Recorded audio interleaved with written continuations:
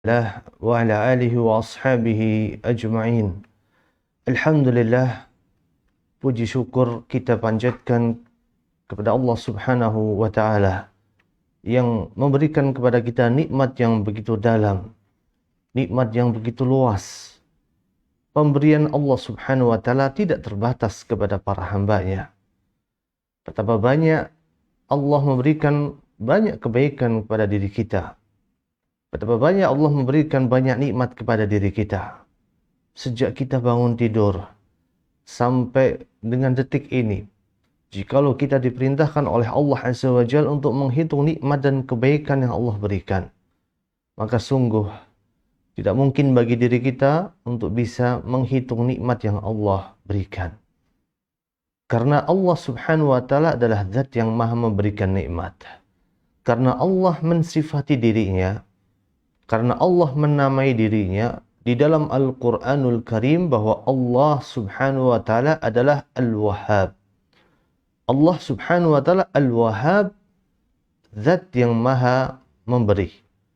Pemberian Allah begitu luas. Maka dari itu Allah Subhanahu wa taala menggunakan pola kata fa'al. Maka menjadilah Wahhab. Artinya bahwa sesungguhnya pemberian Allah begitu banyak. Tidak mungkin bagi kita untuk bisa menghitungnya. Allah Subhanahu wa taala menyebut dirinya dengan Al-Wahhab yang menggunakan pola kata fa'al yang merujuk kepada arti bahwa sesungguhnya pemberian Allah begitu luas. Selain banyak, pemberian Allah juga begitu luas. Allah Subhanahu wa taala menyebut dirinya dengan Wahhab, yang juga memiliki makna bahwa pemberian Allah itu bersifat tidak terbatas. Sungguh, banyak sekali nikmat yang sudah Allah berikan kepada diri kita. Karena kita adalah hambanya Al-Wahhab. Al-Wahhab, orang Arab memaknai kalimat Al-Wahhab sebagai orang yang banyak memberi dan orang yang banyak menganugerahi. Allah adalah Al-Wahhab karena Allah banyak memberi. Allah adalah Al-Wahhab karena Allah banyak memberikan kebaikan, memberikan anugerah kepada para hamba-Nya. Maka dari itu Allah menyebut dirinya sebagai Al-Wahhab di dalam Al-Quran. Setidaknya di 3 tempat di dalam ayat-ayat Al-Quranul Karim. Ayat yang pertama yang Allah sebutkan bahwa Allah adalah Al-Wahhab, Allah menyebutkan di dalam surat Ali Imran. Ketika menyebutkan doanya orang-orang yang saleh, bagaimana mereka berdoa kepada Allah Subhanahu wa taala. Bagaimana mereka meminta kepada Allah Subhanahu wa taala dengan sebuah doa. Rabbana la tuzigh qulubana ba'da idh hadaitana wa hab lana min ladunka rahmah innaka antal wahhab. Rabbana la tuzigh qulubana, wahai Tuhan kami, janganlah engkau sesatkan hati kami. Ba'da id hadaitana, setelah engkau berikan hidayah kepada kami. Minta petunjuk, minta hidayah, dijauhkan dari jalan kesesatan. Dan ini terkait dengan nama Allah yang lain, bahwa Allah adalah Al-Hadi. Allah yang memberikan petunjuk, Allah yang memberikan hidayah, Allah yang menyelamatkan kita dari jalan kesesatan. Rabbana la tuzigh qulubana ba'da id hadaitana. Wahab lana min ladunka rahmah, dan berilah kami di sisimu sebuah rahmat. Innaka antal wahhab, sesungguhnya engkau adalah Al-Wahhab, yang banyak memberi, yang banyak menganugerahi. Kemudian Allah juga menyebutkan bahwa Allah adalah Al-Wahhab, dan Allah mensifati dirinya sebagai zat yang banyak memberi dan banyak menganugerahi. Allah sebutkan dalam surat Sad, ketika Allah Subhanahu wa taala menyebutkan am indahum khazainu rahmati rabbikal azizil wahhab. Apakah mereka memiliki perbendaharaan rahmat Tuhanmu yang Allah itu maha perkasa dan Allah Al-Wahhab, Allah maha pemberi. Allah menyebut dirinya sebagai maha perkasa, Al-Azizil Wahhab. Dan juga Allah Subhanahu wa taala adalah zat yang maha memberi. Kemudian Allah juga menyebutkan bahwa Allah adalah Al-Wahhab. Di dalam Al-Quranul Karim ketika Allah menyebutkan doanya Nabi Sulaiman. Nabi Sulaiman pernah berdoa kepada Allah Subhanahu wa taala dan doa tersebut diabadikan dalam surat Shad. Ketika Nabi Sulaiman meminta kepada Allah Azza wa Jalla, Rabbi firli, ya Allah, ampunilah aku ya Allah. Wahabli mulkan la yanbaghi li ahadin min ba'di. Dan berilah kepada aku mulkan, sebuah kekuasaan, sebuah kerajaan. La yanbaghi li ahadin min ba'di. Yang kerajaan itu tidak dimiliki oleh siapapun juga setelahku. Ini menunjukkan bahwa kerajaan Nabi Sulaiman adalah kerajaan yang sangat agung. Kerajaan yang sangat besar. Di mana kerajaan tersebut tidak akan pernah ada dan tidak ada yang pernah menandinginya di muka bumi ini. Ketika Nabi Sulaiman meminta kepada Allah Azza wa Jalla, Rabbi habli, Rabbi firli, wa habli mulkan la yanbaghi li ahadin min ba'di. Ya Allah, ampunilah aku ya Allah. Dan kemudian berilah kepadaku sebuah kekuasaan, sebuah kerajaan yang tidak dimiliki oleh siapapun juga setelahku. Ada sebuah faedah penting yang bisa kita dapatkan di sini. Bagaimana Nabi Sulaiman sebelum meminta kepada Allah Subhanahu wa taala, beliau beristighfar kepada Allah Subhanahu wa taala. Rabbighfirli, ya Allah ampunilah aku. Setelah itu baru beliau meminta kepada Allah Subhanahu wa taala. Maka dari itu agar doa kita menjadi doa yang mustajab, maka awalilah doa kita dengan memperbanyak istighfar. Mengakui dosa-dosa kita, mengakui kesalahan-kesalahan kita. Awalilah doa-doa kita dengan sebuah pengakuan bahwa kita adalah makhluk yang lemah, makhluk yang penuh dengan dosa, makhluk yang tidak ada apa-apanya di hadapan Allah Subhanahu wa taala. Rendahkanlah diri kita serendah-rendahnya kepada Allah. Maka dengan istighfar tersebut, Allah Azza wa Jalla insya Allah akan mengabulkan doa-doa kita. Bagi kita yang belum punya anak, perbanyaklah istighfar. Karena istighfar tersebut bisa membuat Allah Azza wa Jalla menurunkan anugerah berupa anak kepada kita. Bagi kita yang ingin memiliki kelancaran dalam usaha dan kita berdoa kepada Allah Azza wa Jalla, awalilah doa tersebut dengan memperbanyak istighfar. Memohon ampunan kepada Allah Subhanahu wa taala. Memohon ampunan atas dosa-dosa kita. Bagaimana mungkin kalau Allah Azza wa Jalla akan memberikan sesuatu kepada kita, sedangkan dalam diri kita masih tersisa banyak sekali dosa. Masih tersisa banyak sekali noda. Yang noda tersebut belum bersih dalam diri kita. Maka bersihkan diri kita dari berbagai noda. Bersihkan jiwa kita dari segala dosa dengan memperbanyak bertobat kepada Allah, memperbanyak istighfar kepada Allah Subhanahu wa taala. Niscaya jikalau kita memperbanyak istighfar, memperbanyak taubat, Allah akan menurunkan keridhaan-Nya kepada kita. Allah akan mengabulkan doa-doa kita.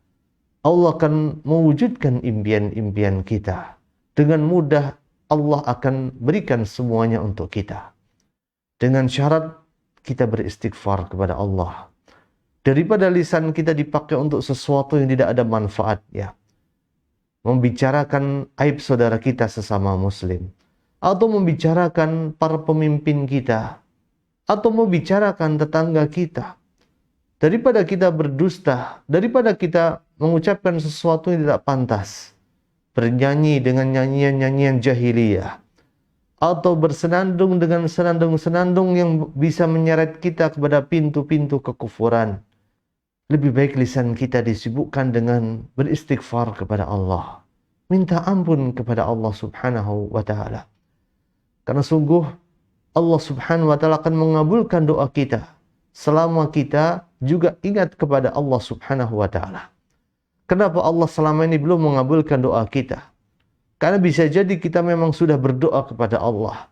Tetapi hati kita begitu lalai dalam mengingat Allah. Bisa jadi mulut kita qomat kamit untuk meminta kepada Allah. Tetapi ternyata hati kita malah yang entah kemana.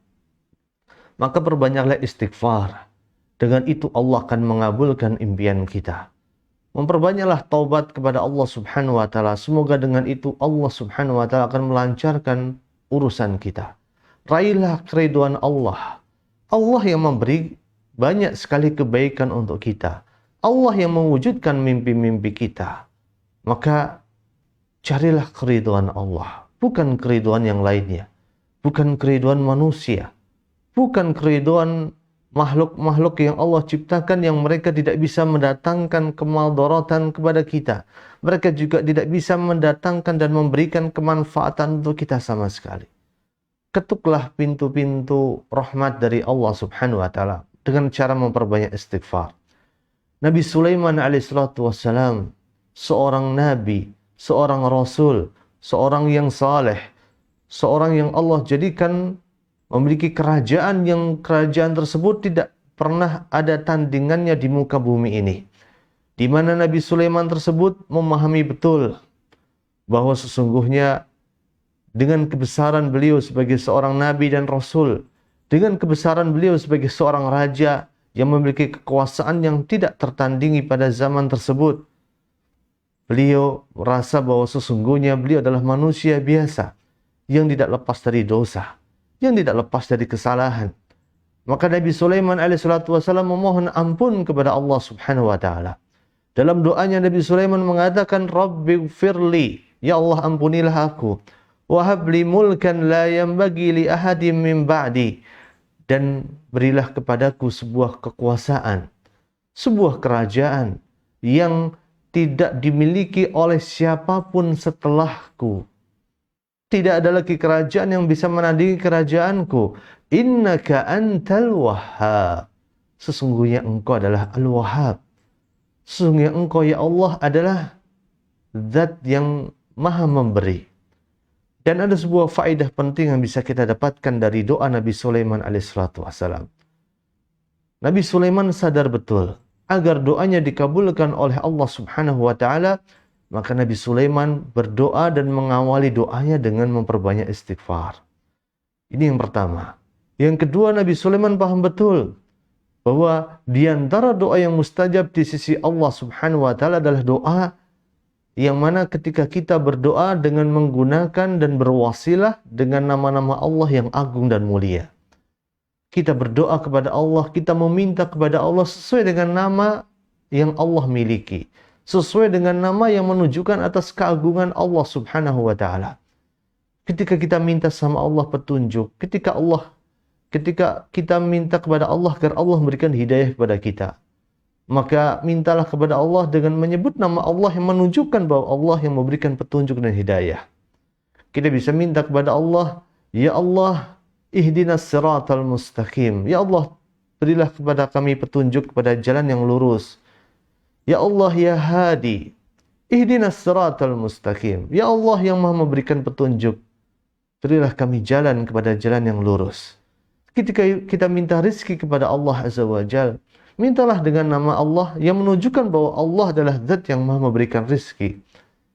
Ketika kita minta diberikan sebuah rizki yang halal, rizki yang banyak, rizki yang barakah, ya Razzaq urzuqni. Wahai zat yang memberikan rezeki, berilah rezeki kepada diriku. Dan kita bisa menggunakan dan menerapkan dalam doa-doa kita yang lain. Maka inilah di antara sebab dan alasan pentingnya kita mempelajari Asmaul Husna. Pentingnya kita mengenal nama-nama Allah dan sifat-sifat Allah yang agung dan mulia, agar kita semakin mengenal Allah. Dan ada pepatah yang mengatakan, tak kenal maka tak sayang. Tidak mungkin kita bisa menyayangi sesuatu kalau kita tidak mengenal hakikatnya. Maka sesungguhnya pentingnya kajian fikih Asmaul Husna, karena kajian akan fikih Asmaul Husna akan membuat kita semakin mengenal Allah. Membuat kita akan semakin ridho kepada apa yang telah Allah berikan kepada diri kita. Membuat kita semakin mencari keridhaan Allah Azza wa Jalla. Selain itu, kajian ini akan membuat kita semakin mengenal nama-nama Allah yang dengan itu nama-nama tersebut akan kita gunakan untuk berdoa dan meminta kepada Allah. Para nabi, para rasul, orang-orang yang saleh, Di dalam doa-doa mereka di dalam Al-Quranul Karim, mereka tidak saja meminta kepada Allah, tetapi mereka juga menggabungkan antara permintaan mereka dengan pujian-pujian mereka kepada Allah Subhanahu wa Ta'ala. Dan itu adalah hakikat dari doa. Karena doa terbagi menjadi dua aspek besar. Ada doa masalah dan ada doa ibadah. Doa masalah adalah ketika kita meminta kepada Allah atas setiap hajat-hajat kita, atas setiap kebutuhan-kebutuhan kita, atas setiap permintaan-permintaan kita. Kita punya masalah, nggak punya anak, minta anak. Kita punya masalah, nggak punya kerjaan, minta kerjaan. Kita punya masalah, nggak punya penghasilan, minta penghasilan. Kita punya masalah, belum punya rumah, minta rumah. Kita punya masalah, belum punya kendaraan, minta kendaraan. Itu doa masalah. Dan doa ada yang disebut juga dengan doa ibadah. Di mana kita tidak meminta kepada Allah, tetapi kita memuji Allah. Kita memuja Allah, kita mengagungkan Allah. Dan ini bagian dari doa yang dianjurkan untuk kita ucapkan. Kita lihat para nabi, kita lihat para rasul, bagaimana mereka mampu menggabungkan dua hal ini sekaligus. Ketika mereka meminta, bukan saja meminta dengan doa masalah, tetapi mereka menggabungkannya dengan doa ibadah. Mereka mengagungkan Allah, memuji Allah. Sebagaimana kalau kita analogikan kepada seorang anak yang masih kecil. Ketika dia meminta kepada orang tuanya, minta dibelikan permen, minta dibelikan alat tulis, dia akan merengek, terus merengek. Dan setelah itu dia terkadang akan memuji orang tuanya agar orang tuanya luluh hatinya dan mau memberikan apa yang dimintanya. Inilah hakikatnya analogi yang bisa kita pakai. Bagaimana kita meminta kepada Allah dengan memuji Allah Subhanahu wa Ta'ala, mengagungkan Allah, mengakui bahwa nikmat itu datangnya dari Allah, mengakui bahwa hanya Allah yang menurunkan anugerah kepada diri kita. Mengakui bahwa Allah Azza wa Jal satu-satunya zat yang bisa mendatangkan kebaikan untuk kita. Mengakui bahwa hanya Allah yang bisa menahan itu semua. Ketika Allah menahan nikmat atas seorang hambanya, maka sungguh tidak mungkin ada hamba lain yang bisa mendatangkan hal tersebut kepada diri kita. Ketika Allah menahan rizki seseorang, tidak mungkin bagi orang yang lain untuk bisa mendatangkan rizki kepada orang tadi. Tetapi ketika Allah menakdirkan dan menuliskan bahwa Allah akan menurunkan rizki kepada seseorang tertentu, maka tentunya pintu rizki akan terbuka dari manapun jalannya. Sebagaimana kita mengetahui filosofi air yang mengalir. Air akan senantiasa mengalir dari tempat yang tinggi ke tempat yang rendah. Tidak akan pernah terbendung. Ketika satu pintu air tertutup, maka air tersebut akan mencari jalannya untuk bisa mengalir dari tempat yang tinggi ke tempat yang rendah. Sebagaimana rizki yang telah Allah turunkan, Allah yang maha tinggi. Allah menurunkan rizkinya. Jikalau seluruh makhluk di muka bumi ini bersekutu dan bersepakat untuk menghalangi rizki kita, tetapi ketika Allah berkehendak untuk menurunkan rizkinya, menurunkan karunia-Nya, menurunkan rahmat-Nya, maka sungguh rizki itu akan sampai kepada pemiliknya dan tidak akan pernah terbendung sama sekali. Karena Allah adalah zat yang maha memberi. Maka betul kata orang tua kita, rizki tidak akan pernah tertukar. Kita bisa lihat ketika kita masuk ke dalam pasar, banyak orang jual sayuran, banyak orang jual ayam, banyak orang menjual bahan kebutuhan sehari-hari, banyak orang jualan kelontong. Akan tetapi, setiap dari mereka punya pelanggan masing-masing. Setiap dari mereka punya pembeli masing-masing. Karena rizki tidak pernah tertukar sama sekali. Karena Allah adalah zat yang maha memberi. Para pemirsa yang dimuliakan oleh Allah Subhanahu wa Ta'ala, Allah adalah Al-Wahhab. Allah adalah zat yang maha memberi. Maksudnya dan artinya bahwa Allah Azza wa Jal memberi kepada siapapun yang Allah kehendaki. Maka ketika kita ingin dijadikan sebagai salah satu hamba yang diberikan pemberian yang banyak oleh Allah Azza wa Jal, maka jangan pernah lelah dalam berdoa. Jangan pernah lelah dalam meminta. Jangan pernah lelah dalam mengharapkan rahmat dari Allah Subhanahu wa Ta'ala. Allah adalah Al-Wahhab, zat yang maha memberi. Allah memberi kepada siapapun yang Allah kehendaki. Tidak peduli dia adalah orang muslim ataukah orang yang kafir. Tidak peduli apakah dia orang yang beriman ataukah orang yang kufur. Tidak peduli apakah dia orang yang bersyukur ataukah orang yang tidak bersyukur sama sekali dalam kehidupannya. Allah berikan itu semua kepada mereka. Karena Allah adalah zat yang maha memberi. Maka termasuk bagian dari konsekuensi ini adalah bahwa Allah Azza wa Jalla akan menahan sesuatu dari seseorang, siapapun dari orang yang Allah kehendaki. Allah akan menahan untuk tidak memberikan anak kepada seseorang yang Allah kehendaki. Allah akan menahan untuk tidak memberikan suatu harta kepada seseorang yang Allah kehendaki. Karena Allah adalah Al-Wahhab. Zat yang maha memberi kepada siapapun yang Allah kehendaki. Allah adalah Al-Wahhab. Zat yang maha memberi. Dan Allah memberikan pemberian yang tidak pernah terhenti. Kita bisa bayangkan, kalau usia kita 30 tahun saat ini, sejak kita lahir 30 tahun yang lalu sampai detik ini, Allah berikan nikmat bisa bernafas. Dan itu gratis. Kalau usia kita 35 tahun pada hari ini, maka kita bisa bayangkan sejak kita lahir 35 tahun yang lalu sampai detik ini, Allah berikan nikmat jantung kita bisa berdetak dengan otomatis. Pankreas kita bisa bekerja sebagaimana mestinya. Paru-paru kita bisa memompa oksigen yang kita hirup dari mulut dan hidung kita. Dan itu gratis. Berjalan dengan otomatis. Menunjukkan bahwa Allah adalah Al-Wahhab. Pemberian Allah tidak berhenti sama sekali. Tidak pernah berhenti kepada kita. Betapa banyak nikmat yang Allah berikan kepada kita. Berapa banyak karunia yang Allah Azza wa Jalla curahkan kepada diri kita. Karena Allah adalah Al-Wahhab. Pemberian Allah tidak pernah berhenti. Pemberian Allah terus mengalir. Maka di masa-masa sulit seperti sekarang ini, di masa-masa pandemi, yang kalau kita ditanya kapan pandemi akan berakhir, maka nggak akan ada di antara kita yang tahu. Mungkin beberapa waktu yang lalu kita menganggap bahwa pandemi akan segera berakhir. Orang-orang sudah mulai bosan memakai masker. Orang-orang sudah mulai bosan tinggal di dalam rumah mereka. Orang-orang sudah mulai bosan kajian secara online. Orang-orang sudah mulai bosan belajar secara online di rumah. Mereka sudah ingin tatap muka. Kajian-kajian di masjid-masjid, di madrasah-madrasah. Dan bertemu dengan kolega serta teman-teman mereka. Mereka sudah mulai bosan bekerja dari rumah. Mereka ingin segera bekerja bertatap muka sebagaimana di waktu-waktu normal sedia kala. Tetapi ternyata Allah berkehendak lain. Muncul varian baru dari virus yang ada di tengah-tengah kita.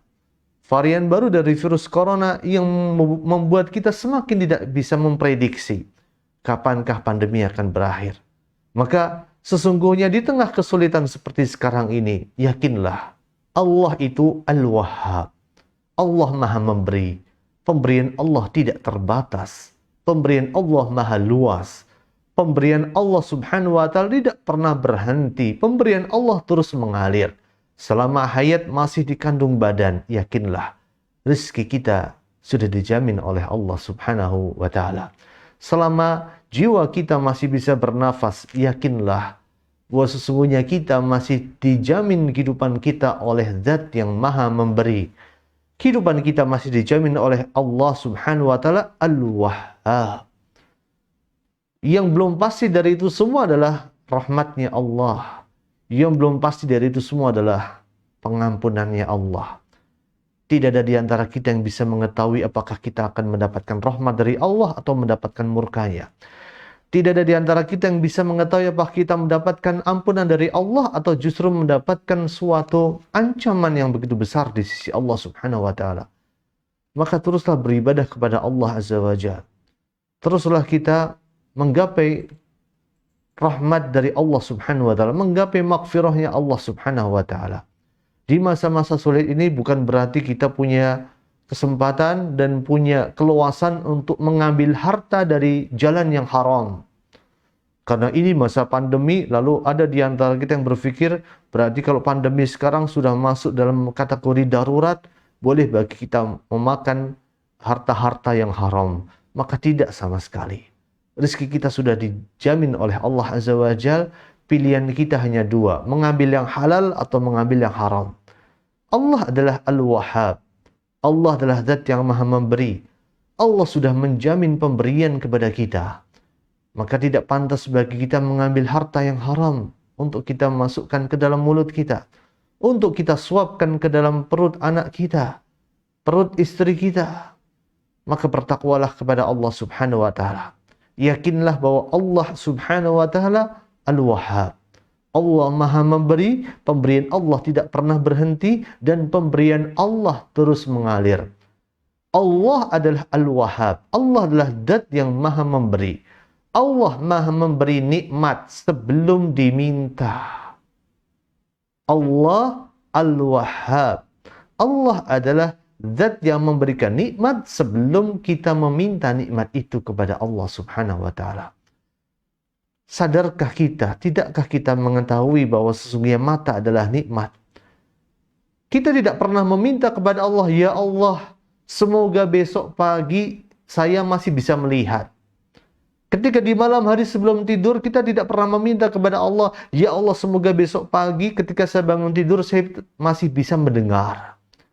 Ya Allah, semoga besok pagi ketika saya bangun tidur, saya masih bisa bernafas dengan gratis. Ya Allah, semoga besok pagi setelah saya bangun tidur, saya bisa buang air kecil dan bisa buang air besar dengan lancar, dengan mudah dan gratis. Kita nggak pernah minta itu sama Allah. Tetapi kita membutuhkan itu. Dan Allah memberikan kepada kita sebelum kita memintanya. Akan tetapi banyak di antara kita yang baru sadar bahwa itu semua adalah nikmat. Setelah nikmat itu Allah cabut atas diri kita. Ketika di pagi hari, ketika sebelumnya orang tersebut bisa melihat, lalu di pagi hari ketika bangun tidur, tiba-tiba Allah mencabut penglihatannya. Dia baru minta sama Allah, ya Allah, kembalikan penglihatan saya. Di malam hari sebelum tidur dia masih bisa mendengar. Lalu di pagi hari ketika bangun tidur dia tidak bisa mendengar. Dia baru minta sama Allah, ya Allah, kembalikan pendengaran saya. Ketika di malam hari kita masih bisa bernafas dengan gratis. Di pagi hari kita tidak lagi bernafas dengan gratis. Karena kita sudah kesulitan bernafas. Lalu kita dipasang ventilator untuk bisa bernafas. Dipasang oksigen untuk bisa bernafas. Di saat itu kita baru minta sama Allah, ya Allah, semoga saya bisa sehat lagi dan bisa bernafas dengan normal kembali. Karena kita adalah hambanya Al-Wahhab, Zat yang Maha Memberi, dan Allah memberi nikmat sebelum diminta. Sekali lagi, Allah memberikan nikmat kepada kita sebelum diminta. Sesuatu yang kita butuhkan dan itu nikmat dari Allah. Terkadang kita tidak menganggap itu sebagai sebuah nikmat. Terkadang kita menganggap bahwa itu adalah bukan merupakan bagian dari karunia yang Allah berikan. Maka sungguhnya pemberian Allah begitu luas, pemberian Allah begitu dalam. Allah menyebut di dalam Al-Quranul Karim bahwa di antara pemberian Allah adalah rahmat yang Allah turunkan. Rahmat yang Allah berikan kepada hati-hati kita. Ketika di dalam rumah kita merasakan sebuah sakinah, mawaddah, warahmah. Itu sebuah nikmat yang Allah berikan kepada diri kita. Dan rahmat yang Allah turunkan bagian dari pemberian yang Allah berikan. Betapa banyak sebuah rumah yang di dalamnya tidak ditemukan sebuah ketenangan. Tidak ditemukan cinta di dalamnya. Tidak ditemukan rahmat di dalamnya. Di dalamnya setiap hari ribut saja. Ada saja masalah. Masalah antara suami dengan istrinya. Antara ayah dengan anaknya. Antara ibu dengan anaknya. Setiap hari ada saja sesuatu yang mereka keluhkan. Artinya Allah tidak turunkan rahmat di dalam rumah tersebut. Maka rahmat adalah termasuk bagian dari nikmat yang Allah berikan. Maka bersyukurlah kalau kita termasuk orang yang Allah turunkan rahmat atas diri kita. Walaupun rumah kita kecil, Hanya rumah RSSSS, rumah sangat sederhana sekali sehingga sulit sekali selonjor misalnya. Rumah yang sangat kecil sekali, tipe yang paling kecil yang pernah dikeluarkan oleh developer pengembang rumah misalnya. Tetapi ketika di dalamnya Allah turunkan rahmat, maka rumah tersebut serasa menjadi rumah yang longgar. Rumah yang dipenuhi dengan sebuah kasih sayang. Rumah yang dihiasi dengan ibadah kepada Allah Subhanahu wa Ta'ala. Tidak ada gunanya punya rumah gedong, punya rumah besar seperti istana raja, tetapi di dalamnya tidak diturunkan rahmat dari Allah Subhanahu wa Ta'ala. Rahmat adalah bagian dari nikmat yang Allah berikan.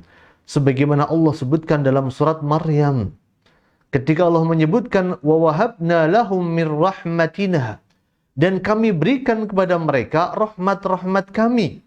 Waj'alna lahum lisana sidqin 'aliyya, dan kami jadikan mereka buah tutur yang baik dan mulia. Dan ini menunjukkan bahwa ketika Allah menyebutkan wa wahabna lahum mir rahmatina, bahwa rahmat yang Allah turunkan termasuk bagian dari pemberian Allah Subhanahu wa Ta'ala. Termasuk diantaranya adalah ketika Allah menurunkan rahmat itu kepada Nabi Musa alaihissalatu wassalam. Allah menyebutkan wa wahabna lahu mir rahmatina, dan Allah berikan kepada dirinya, kepada Nabi Musa alaihissalatu wassalam, rahmat di sisi Allah. Rahmat itu berupa Haruna nabiyya. Allah jadikan saudaranya Nabi Musa, yaitu Harun, sebagai seorang nabi. Dan ini adalah bagian dari rahmat dari Allah Subhanahu wa Ta'ala. Dan rahmat merupakan pemberian Allah Subhanahu wa Ta'ala. Kemudian termasuk bagian dari rahmat, termasuk bagian dari pemberian yang Allah turunkan adalah berupa rahmat sebagaimana Allah sebutkan dalam surat Ali Imran. Rabbana la tuzigh qulubana ba'da idh hadaitana wa hab lana min ladunka rahmah. Ya Allah, janganlah Engkau sesatkan hati kami setelah Engkau berikan petunjuk kepada kami. Wahab lana min ladunka rahmah, dan berilah kepada kami di sisimu petunjuk kepada kami berupa rahmat dari sisimu. Dan ini menunjukkan bahwa rahmat yang Allah turunkan termasuk pemberian yang sangat besar kepada seorang hamba-Nya. Maka ketika kita diberikan sebuah rahmat dari Allah, walaupun gaji kita kecil, bekerja di sebuah perusahaan sebagai office boy misalnya, sebagai seorang satpam, sebagai seorang penjaga gudang, penjaga keamanan dan sebagainya. Tetapi dengan kecilnya gaji tersebut membuat itu bisa mencukupi kehidupan kita, membuat kita merasa tenang, merasa nyaman, maka sungguh Allah sudah menurunkan rahmat kepada diri kita. Karena rahmat termasuk bagian dari pemberian dari Allah Subhanahu wa Ta'ala. Kemudian para pemirsa yang dimuliakan oleh Allah Subhanahu wa Ta'ala, termasuk pemberian yang Allah berikan kepada kita adalah berupa ilmu.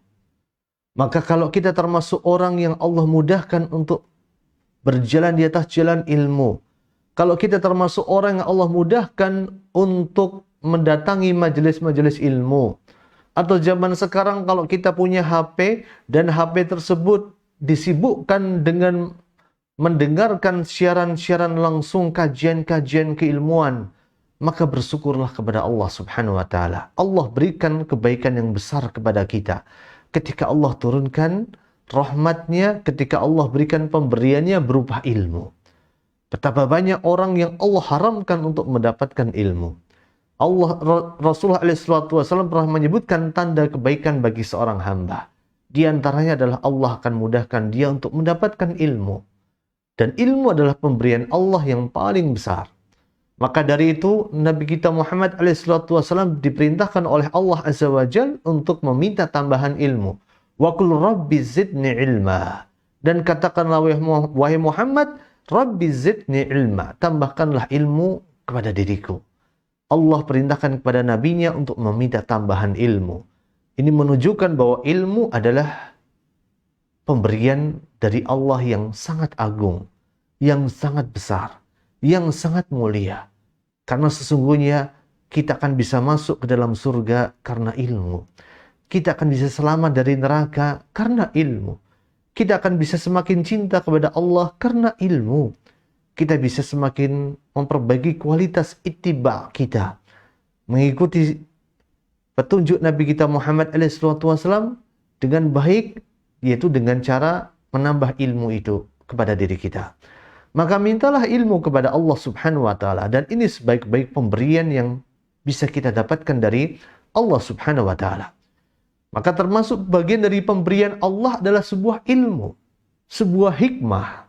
Karena tidak semua orang yang punya ilmu Allah berikan hikmah. Hikmah adalah bagaimana kita bisa mengamalkan sebuah ilmu. Hikmah adalah ketika kita bisa menyampaikan sebuah ilmu dengan baik dan dengan benar. Kita terkadang berdakwah di jalan Allah Subhanahu wa Ta'ala dengan ilmu yang kita miliki. Tetapi tidak semua orang bisa berdakwah di jalan Allah dengan hikmah yang Allah turunkan. Ada orang-orang yang berdakwah kepada Allah dengan ilmu, tetapi dia tidak diberikan hikmah dalam dakwahnya. Sehingga dalam dakwahnya ada suatu unsur kekerasan. Tidak bisa melihat keadaan dari orang yang bertanya kepada dirinya. Sehingga dalam dakwahnya dipenuhi dengan amarah, dipenuhi dengan emosi, dipenuhi dengan suatu hal yang menimbulkan suatu masalah ke depannya. Maka sungguh mintalah ilmu kepada Allah Subhanahu wa Ta'ala. Mintalah hikmah kepada Allah Subhanahu wa Ta'ala. Dan ilmu dan hikmah yang Allah berikan adalah termasuk bagian dari pemberian Allah yang paling besar di sisi Allah Subhanahu wa Ta'ala. Sebagaimana Allah sebutkan dalam surat Asy-Syu'ara, ketika Allah menyebutkan Rabbi habli hukman wa alhiqni bis salihin. Ya Allah, berikanlah kepadaku ilmu. Dan inilah doa Nabi Ibrahim alaihissalatu wassalam. Nabi Ibrahim meminta kepada Allah ilmu. Rabbi habli hukmah. Ya Allah, berikanlah kepadaku ilmu. Wa alhiqni bis salihin. Dan masukkanlah aku ke dalam golongan orang-orang yang saleh. Ada sebuah faedah yang bisa kita dapatkan di sini. Nabi Ibrahim meminta kepada Allah dua perkara sekaligus. Minta ilmu dan minta dimasukkan ke dalam golongan orang-orang yang saleh. Nabi Ibrahim menyebutkan ilmu dulu sebelum minta dimasukkan ke dalam golongan orang-orang yang soleh. Ini menunjukkan bahwa orang yang soleh tidak mungkin bisa soleh tanpa adanya ilmu. Tidak mungkin bagi diri kita menjadi orang yang soleh kalau kita nggak punya ilmu. Maka kalau kita ingin jadi orang yang soleh, carilah ilmu seluas-luasnya. Kalau kita ingin menjadi orang yang soleh, semangatlah dalam menuntut ilmu. Karena sesungguhnya hanya dengan ilmu kita bisa meraih kesolehan. Hanya dengan ilmu kita bisa meraih ketakwaan. Dan itu dipahami betul oleh Nabi Ibrahim alaihissalam. Nabi Ibrahim bisa mengambil mutiara hikmah dari apa yang telah Allah turunkan. Nabi Ibrahim ketika meminta agar dia dijadikan orang yang saleh, maka Nabi Ibrahim meminta terlebih dahulu agar diberikan ilmu oleh Allah Subhanahu wa Ta'ala. Maka dari itu kalau kita ingin punya anak yang saleh, ajarkanlah anak kita belajar ngaji. Dekatkanlah anak kita dengan majelis-majelis Al-Quran. Dekatkanlah anak kita dengan majelis-majelis ilmu. Bukan malah sebaliknya. Anak kita disibukkan dengan berbagai kegiatan yang tidak ada manfaatnya. Diajari les gitar, diajari les piano, diajari les nyanyi, diajari les dangdutan, diajari karawitan dan sebagainya. Tidak pernah diajari Al-Quran sama sekali. Bagaimana mungkin kita akan bisa mendidik anak kita jadi anak yang saleh? Selama ini kita berdoa kepada Allah Subhanahu wa Ta'ala agar Allah jadikan anak kita anak yang saleh. Tetapi dalam kenyataannya justru kita menjauhkan anak kita dari kesolehan dirinya.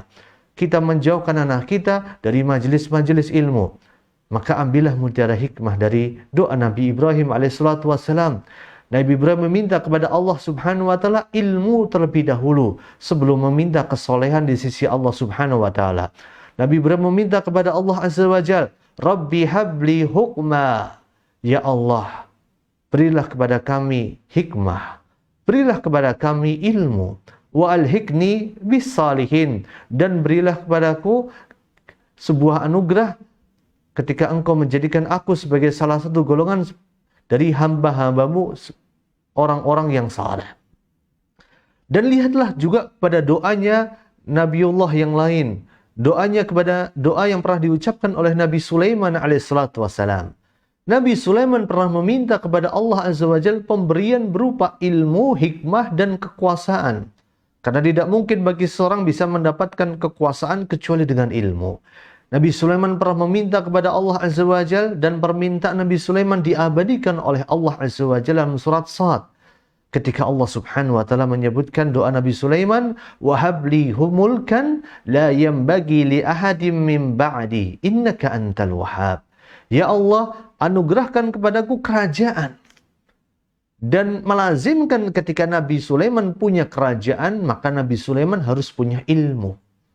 Sebagaimana Rasulullah SAW pernah mensifati bahwa suatu hari nanti Konstantinopel akan ditaklukkan oleh kaum muslimin.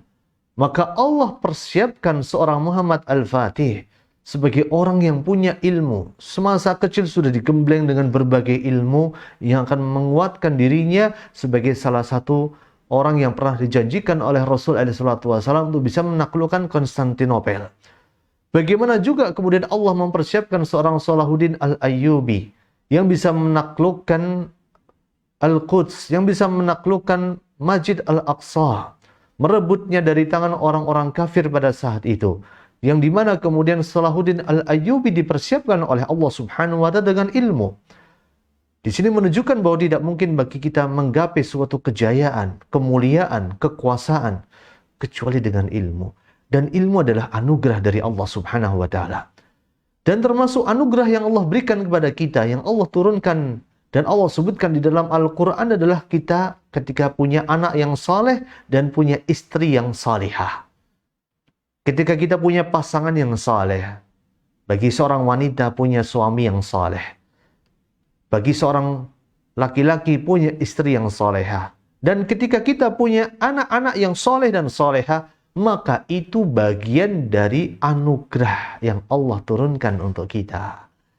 Allah sebutkan di dalam Al-Quranul Karim doanya orang-orang yang beriman sebagaimana Allah abadikan dalam surat Al-Furqan. Orang-orang yang beriman kepada Allah, mereka meminta kepada Allah Azza wa Jalla diberikan sebuah anugerah yang besar.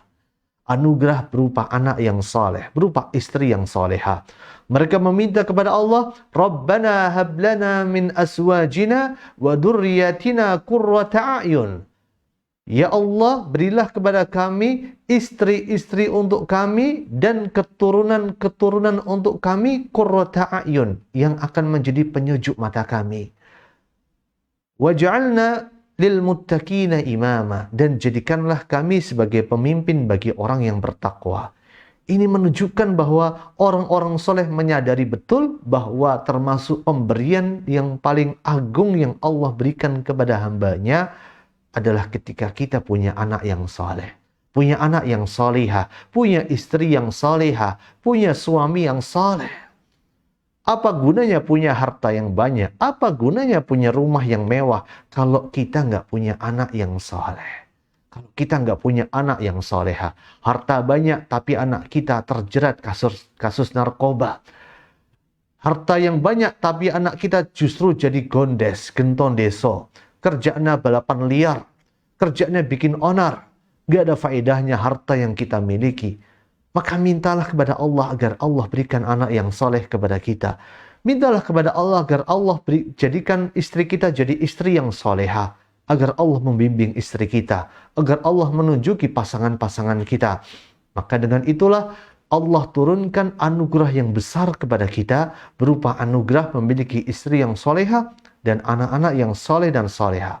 Dan Allah sebutkan juga dalam Al-Quranul Karim bagaimana Allah anugerahkan kepada Nabi Ibrahim anak-anak yang soleh. Dan ini adalah anugerah yang besar. Ketika Allah menyebutkan dalam surat Al-Anbiya, wa wahabna lahu Ishaq wa Yaqub nafilata. Dan kami anugerahkan kepada Nabi Ibrahim Yaqub dan Ishaq. Dan Allah anugerahkan kepada Nabi Ibrahim Ishaq dan Yaqub nafilata, sebagai sebuah anugerah bagi Nabi Ibrahim alaihissalatu wassalam, wa kullan ja'alna salihin. dan semua Allah jadikan sebagai orang yang saleh. Bagaimana juga Allah berikan anak yang soleh kepada Nabi Daud. Allah berikan anak yang soleh yang bernama Sulaiman, Nabi Sulaiman. Lihatlah, buah jatuh tidak jauh dari pohonnya. Kalau kita ingin punya anak yang soleh, kunci terbesar yang harus kita pecahkan adalah rubah diri kita jadi orang yang soleh dulu.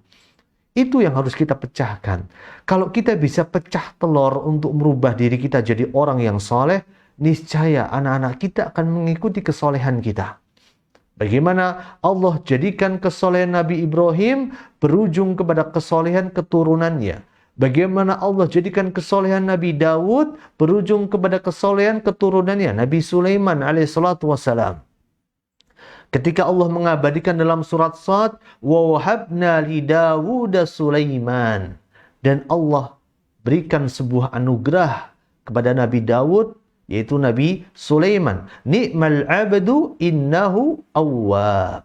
Sebaik-baik hamba dan dia adalah orang yang bertakwa kepada Allah Subhanahu wa taala. Itulah pemberian yang Allah berikan yang Allah turunkan kepada para hambanya, yang Allah sebutkan dalam Al-Quranul Karim. Anak yang saleh, istri yang salehah, pasangan yang saleh, ilmu yang Allah berikan kepada kita, rahmat yang Allah turunkan kepada kita, itu semua adalah pemberian dari Allah Subhanahu wa taala. Dan di tangan Allah lah segala pemberian dan segala perbendaharaan di muka bumi ini. Mintalah kepada Allah semuanya. Jangan pernah mengandalkan kepintaran kita. Jangan pernah mengandalkan jabatan kita. Mintalah kepada Allah Subhanahu wa ta'ala. Allah Azza wa Jalla menegaskan, lillahi mulkus samawati wal ard. Allah lah yang memiliki langit dan bumi. Yahluku may yasha. Allah menciptakan semua yang Allah inginkan. Yahabu liman yasha'u inatha. Allah memberikan kepada seorang anak perempuan. Wa yahabu liman yasha'u dzukura. Dan Allah memberikan kepada seseorang anak laki-laki. Artinya adalah ada di antara kita yang hanya diberikan anak perempuan. Punya anak 5 perempuan semua. Itulah yang dimaksud dengan firman Allah, yahabu liman yasha'u inatha. Artinya Allah hanya berikan kepada kita anak perempuan saja. Dengan itu kita berharap agar Allah berikan anak laki-laki. Wa yahabu liman yasha'u dzukura. Dan ada di antara kita yang hanya diberikan oleh Allah anak laki-laki saja. Sehingga kita begitu mengidam-idamkan anak perempuan. Dan itu pasti terjadi. Kemudian au yuzawwijuhum dhukrana wa inatha, dan ada di antara kita yang diberikan anak laki-laki dan juga diberikan anak perempuan. Itulah makna dari firman Allah, wa au yuzawwijuhum dhukrana wa inatha. Maka bersyukurlah kepada Allah Subhanahu wa taala. Tetapi ada di antara kita yang tidak diberikan anak sama sekali. Allah sebutkan dalam Al-Qur'an, wa yaj'alu may yasha'u aqima. Dan Allah jadikan siapa yang Allah kehendaki menjadi orang yang mandul. Jadi dalam kehidupan dunia ini ada 4 golongan. Ada orang yang mandul, tidak Allah berikan anak sama sekali. Ada orang yang hanya Allah berikan anak laki-laki, tidak Allah berikan anak perempuan, yang dia mengidam-idamkan punya anak perempuan. Kalau yang mandul tadi sudah mintanya sama Allah, terserah. Mau dikasih anak laki-laki, anak perempuan, yang penting saya minta anak. Ada di antara kita yang diberikan anak laki-laki, maka dia mintanya sama Allah agar dia diberikan anak perempuan. Ada di antara kita yang hanya diberikan anak perempuan, dan dia mintanya sama Allah supaya dia dianugerahkan anak laki-laki. Dan ada di antara kita yang diberikan anak laki-laki dan anak perempuan sekaligus. Maka bersyukurlah kepada Allah Subhanahu wa ta'ala. Teruslah memuji Allah, karena ketika kita diberikan kekuatan untuk memuji Allah atas nikmat yang Allah berikan, maka pujian kita kepada Allah, rasa syukur kita kepada Allah merupakan pemberian Allah yang sangat agung, yang sangat besar. Maka bersyukurlah kepada Allah ketika Allah menjadikan kita sibuk untuk bersyukur atas segala nikmat yang Allah berikan. Dan kita lupa untuk sambat. Dan itu adalah senikmat-nikmatnya nikmat yang Allah berikan kepada diri kita. ketika kita termasuk ke dalam golongan orang yang diberikan nikmat, yang dengan itu kita senantiasa bersyukur atas semua nikmat yang Allah berikan, sampai kita nggak sempat untuk sambat, maka itu adalah sebaik-baik dan senikmat-nikmatnya nikmat. Maka nikmat yang Allah berikan begitu besar. Ketika kita bisa bersyukur, itu adalah bagian dari nikmat Allah. Maka bagaimana kita mensyukuri nikmat untuk bisa bersyukur? Maka kuncinya hanya satu, terus bersyukur kepada Allah Subhanahu wa Ta'ala, sehingga nikmat Allah tidak pernah terputus atas diri kita. Kita dapat nikmat, kita bersyukur. Kita bisa bersyukur, kita terus bersyukur dan bersyukur. Allah tambahkan nikmat atas segala nikmat kepada diri kita. Maka sebagai penutup, Imam Syafi'i, Imam Ahlus Sunnah wal Jamaah, panutan kita semua, beliau pernah menyebutkan bahwa segala puji bagi Allah yang tidak dapat diaturkan rasa syukur kepadanya atas salah satu nikmatnya, kecuali dengan menggunakan nikmat lainnya, yaitu nikmat bersyukur yang harus disyukuri pula oleh diri kita.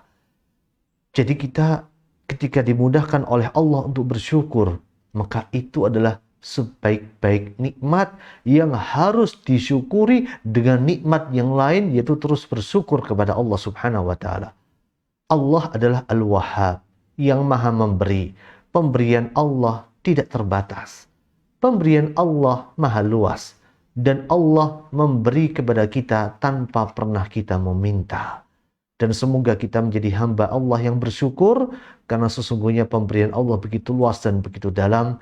Dan semoga Allah senantiasa menerangi jalan kita dan memberikan petunjuk kepada kita untuk senantiasa mensyukuri atas apa yang telah Allah berikan pada diri kita.